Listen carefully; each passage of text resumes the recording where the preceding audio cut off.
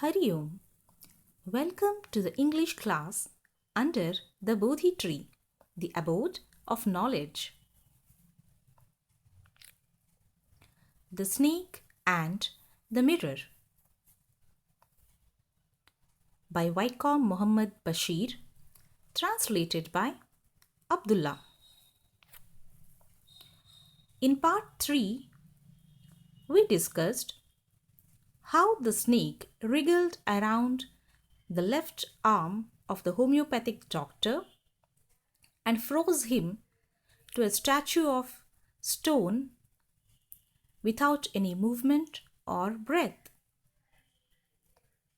Unable to react how to escape from the situation, the doctor starts to think what he can do. Then he realizes that he was such a foolish doctor not to have even the medicine for a snake bite. He feels ashamed at his stupidity, realizes the presence of God, and prays to God to save him. Soon after, a miracle happens where the snake suddenly turns its hood towards the mirror. It gets drawn at its own reflection and starts getting closer, looking into the mirror. Now, let us see what happened further. The doctor further shades his experience in the following way. I did not know anything for certain. What sex was this snake? Was it male or female? I will never know, for the snake unwound itself from my arm and slowly slithered into my lap.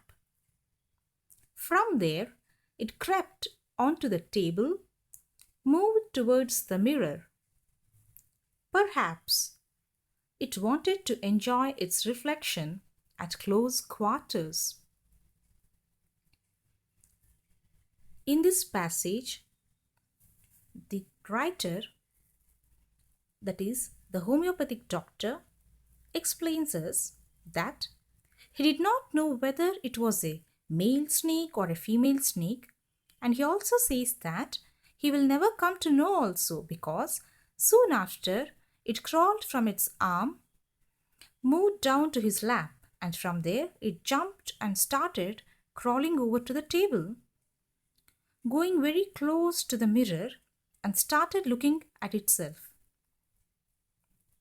The doctor thought that maybe the snake wanted to look at itself and have a closer look at its appearance.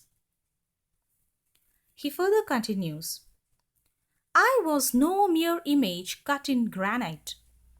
I was suddenly a man of flesh and blood. Still holding my breath, I got up from the chair. I quietly went out through the door into the veranda. From there, I leapt into the yard and ran for all I was worth. In this passage, as we can see from the pictures, we find the doctor was no longer a mere statue made up of stone. Previously, he was still and stiff, unable to move when the snake was around him. But as soon as the snake crawled and got down from him, he came back to life. As the snake had crawled out of the doctor's lap, he stood up and stopped his breath because he was scared of the snake. But now he quietly moved out of the door, jumped from the garden, and ran away as fast as possible to save himself. At this sight, all the people around him take a great sigh of relief. So the story goes on this way. Phew! Each of us heaved a sigh of relief. Somebody asked, Doctor, is your wife very fat? No, the doctor said. God willed otherwise. My life companion is a thin, reedy person with the gift of a sprinter. Someone else asked, Doctor, when you ran, did the snake follow you? The doctor replied, I ran and ran till I reached a friend's house. Immediately I smeared oil all over myself and took a bath. I changed into fresh clothes. The next morning, at about 8:30, I took my friend and one or two others to my room to move my things from there. But we found we had little to carry. So, in these passages, we get to know all the people who were listening to the doctor's story got relieved and took a deep breath after they came to know that he was saved. Then someone from the group asked him whether his wife was fat. At this, the doctor replied that his wife was thin and tall, just like a reed plant, because God didn't want his wife to be fat. So she was thin and could run very fast. Just then, another person from the group asked him whether the snake chased him that day. Then, to this, the doctor replied that he ran and ran till he reached his friend's house, took an oil massage immediately, had a bath, wore fresh clothes, and relaxed for some time. He did not know if the snake had chased him or because he did not look behind him while he was running out of the fear. Then further the doctor continues. The next day around 8:30 in the morning, the doctor along with two of his friends went to the room to get back his belongings from there, as the doctor felt the place was not safe anymore. But to his surprise, he found there was not much stuff left in the room to take. Now guess what would have happened? Let us see in his own words. The doctor continues. Some thief had removed most of my things.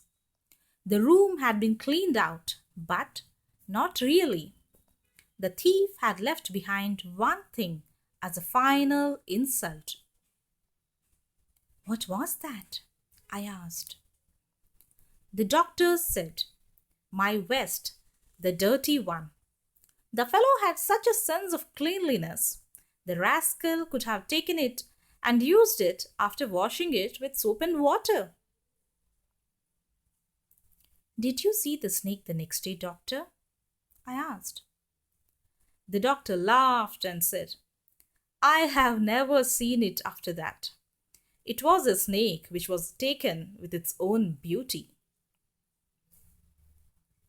So, in these paragraphs, we come to know that someone had stolen most of the things from the room after the doctor left while running to his friend.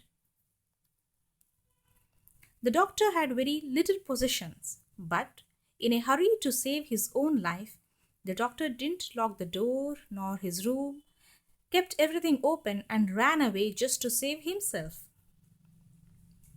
And then some thief entered into his house and took out all his belongings. He thought that the thing which he left behind was to insult him. And what was that? The thief left behind his vest, which was dirty and was hanging on the wall. The doctor further added that the thief was so much to cleanliness that he left the dirty vest there only. He says that the naughty thief could have taken it along with him, washed it, used it after washing with soap and water. At that moment, someone asked the doctor if he saw the snake the next day again, somewhere around the room or near the room. To this, the doctor laughed and replied that after that night, he never saw that snake. Maybe the snake was attracted towards its own beauty, and that's why it looked so carefully into the mirror and was never seen again. In a very funny way, the doctor cracks the joke and ends the story. This brings us to the end of the story, The Snake and the Mirror.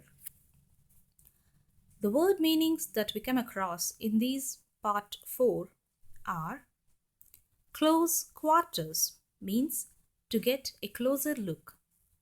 Granite, which is a form of a marble or a stone. All I was worth, which means all the strength that I had. Reedy person, meaning a person resembling a tall, thin leaved plant of the grass family. Smeared, which means covered with. Little to carry, meaning his belongings were stolen and there was nothing much left to carry away. Rascal, which means a mischievous or cheeky person, especially a child or a man, a naughty person. Taken with, meaning attracted by. With this, children, we come to the end of the story, The Snake and the Mirror. Thank you.